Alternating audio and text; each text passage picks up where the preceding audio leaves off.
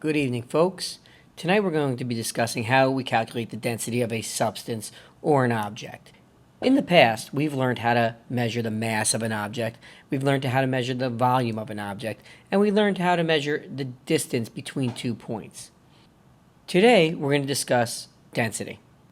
The first question we have to ask when we're calculating density is, well, what is density? Density is simply a ratio of the amount of mass, meaning the amount of matter and atoms and molecules there are in a particular amount of space. So how much stuff is packed into a particular amount of space?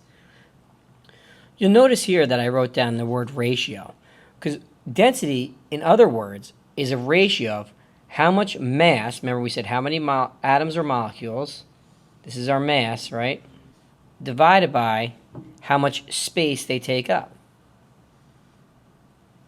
which is our volume.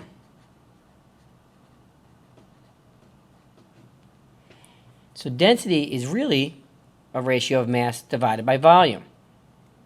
And that'll tell you how many molecules are packed into a specific amount of space. So the density of any particular substance or a specific substance remains the same because the ratio of mass to volume will remain constant. So based on that, the density of a pure copper statue of Rocky is going to be the same as the density of a pure copper penny, even though they're much different in size. It doesn't matter about their overall size when you talk about density, because when you take a fraction of the statue and you break it down and you look at the individual piece of copper, you will find that there are just as many molecules packed into that little penny for the amount of space it takes up as there is for the amount of molecules packed into that huge statue of Rocky. So even though it's much more massive and heavier, it takes up more space, whereas the penny is less massive but takes up less space. Okay, so overall the density will remain constant. So how do we measure density? Density is measured in units of grams per cubic centimeter or grams per milliliter.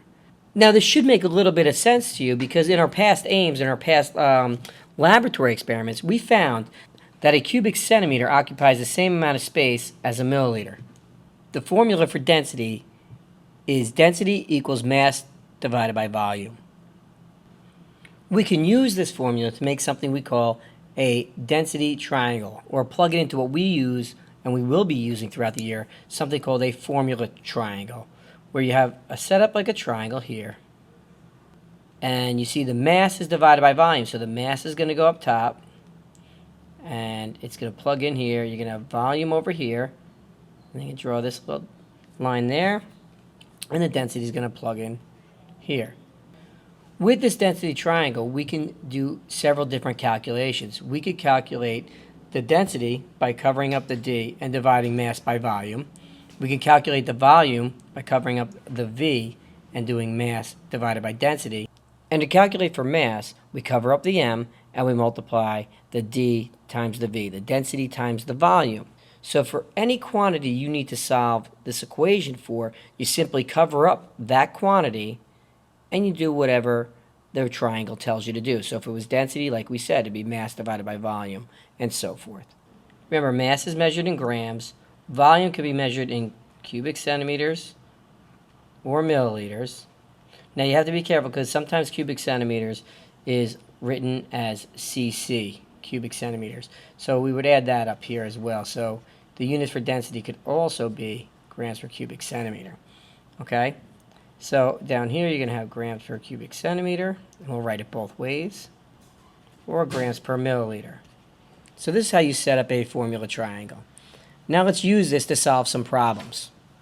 In a word problem, they're going to give us several different bits of information. We have to identify what they're asking us, identify the information they give us in the problem, and plug it into our formula triangle. So let's set up our formula triangle first.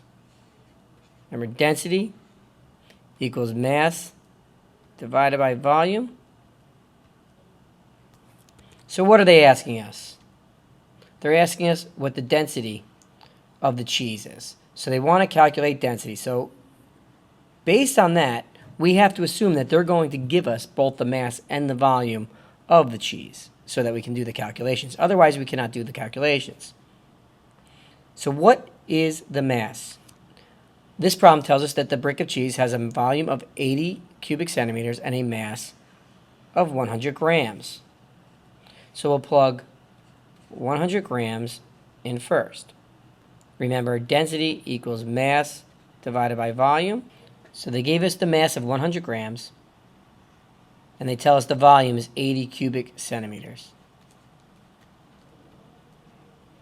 So we do the math. We do 100 grams divided by 80 cubic centimeters, and that gives us an answer of 1.25 grams per cubic centimeter.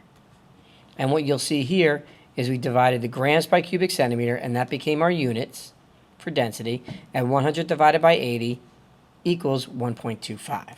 At this point, we're going to move on to a couple of more word problems to practice.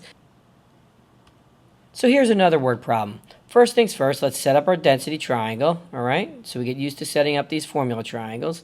So what are they asking us? In this question, they're asking us the density of the soda. Then they tell us a bottle of soda has a volume of 500 milliliters. So they give us the volume there. And a mass of 750 grams. So now we need to plug in those numbers into our formula. So the mass is 750 grams divided by the volume of 500 milliliters gives us a density of 1.5 grams per milliliter. Again, remember, make sure you divide grams by milliliter. That becomes our units for density. 750 divided by 500 is 1.5. Okay, let's practice another one. Here we're told that a block has a mass of 100 grams and a density of 65 grams per cubic centimeter. So they're not asking us for density this time. They're asking us for the volume. Okay, so let's set up our formula triangle again. So this time we have to solve for the volume. So if we covered up the volume here, we would find that mass divided by density equals volume. So we could write that in. Volume equals mass divided by density. Our mass is 100 grams, so we put that into our formula. Our density, they tell us, is 65 grams per cubic centimeter. Now, when we divide grams by grams per cubic centimeters, the grams cancel each other out and leaves us with cubic centimeters. When we divide 100 by 65, we get a value of 0.65 cubic centimeters. So the volume of the block is 0.65 cubic centimeters. So here we have another word problem that tells us if there are 800 milliliters of a liquid in a bottle, and that's our volume, and the density of that liquid is 1,600 grams per milliliter, that's our density. What is the mass of the liquid? So they're asking us for the mass. So let's set up our density triangle again. So this time we want to solve for mass. So if we look at this, mass equals density times volume. Now we need to plug in our numbers. The density was 1,600 grams per milliliter, and our volume was 800 milliliters. The milliliters cancel each other out, which is actually equal to 1,280,000 grams. Okay, that's all we have this evening with regard to calculating density and the density triangle. That's all we have for tonight. If you have any questions, please feel free to ask as we circulate throughout the room.